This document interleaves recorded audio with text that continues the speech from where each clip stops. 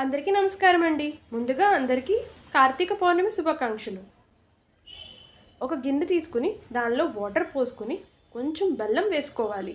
ఇప్పుడు ఇంకో గిన్నెలో బియ్యపిండి తీసుకుని కొంచెం ఉప్పు వేసుకుని ఇప్పుడు ఇందాక బెల్లం నీళ్లు పోసుకుని కలుపుకోవాలి.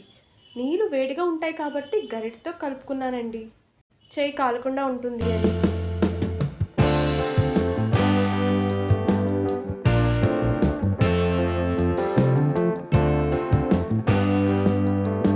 ఇంకో స్టవ్ మీద మీరు ఎప్పుడు పప్పు ఎలా చేసుకుంటారో అలా చేసుకుని ఈ పప్పు ఉడికే లోపల ఇందులో ఈ పిండిని ఇలా చిన్నగా ఉండరాల కింద చేసుకుని పప్పు ఉడికాక దానిలో వేసుకోవాలి.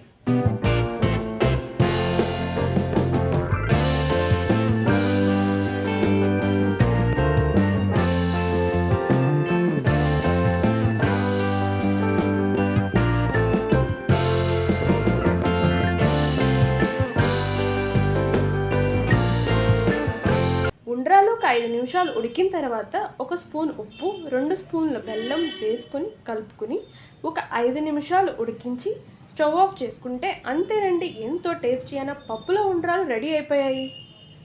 ఇప్పుడు పాల తాలికలు ఎలా చేసుకోవాలో చూద్దాం. ఉండ్రాలకి ఇలాగే పిండిని కలుపుకోవాలండి. పాల తాలికలు కొంచెం ఎక్కువ చేస్తున్నాం కాబట్టి పిండి కొంచెం ఎక్కువ కలుపుకున్నాను. ఇప్పుడు స్టవ్ మీద ఒక గిన్నె పెట్టుకుని పాలు పోసుకుని కాగనివ్వాలి.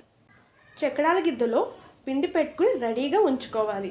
ఇలా పాలు పొంగొస్తున్నప్పుడు పిండిని ఇలా ఒత్తుకోవాలి.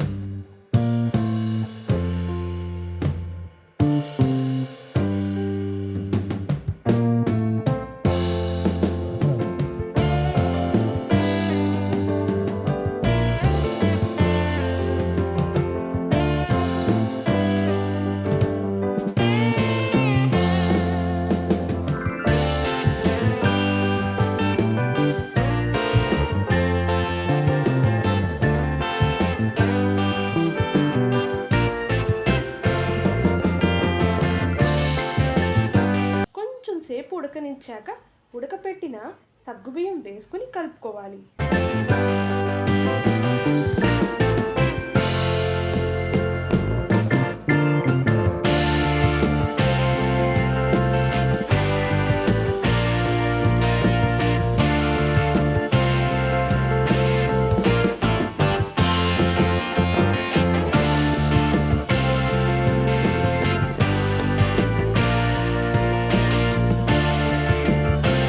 పాల తాలికలు చిక్కపడడానికి ఇలా బియ్యపిండిలో వాటర్ పోసుకుని కలుపుకున్నాయి పాల తాలికల్లో పోసుకుని కలుపుకోవాలి.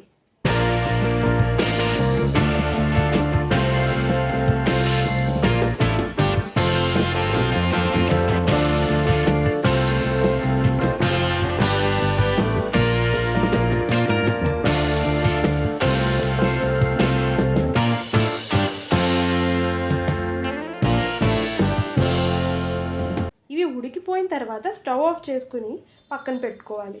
ఇప్పుడు దీనిలో యాలక్కాయ పొడి అలాగే బెల్లం పాకం వేసుకొని కలుపుకోవాలి. బెల్లం పాకం వేడిగా ఉన్నప్పుడు పోయకూడదండి. బెల్లం పాకంని ఆరపెట్టుకుని అప్పుడు పాల తాలికల్లో పోసుకోవాలి.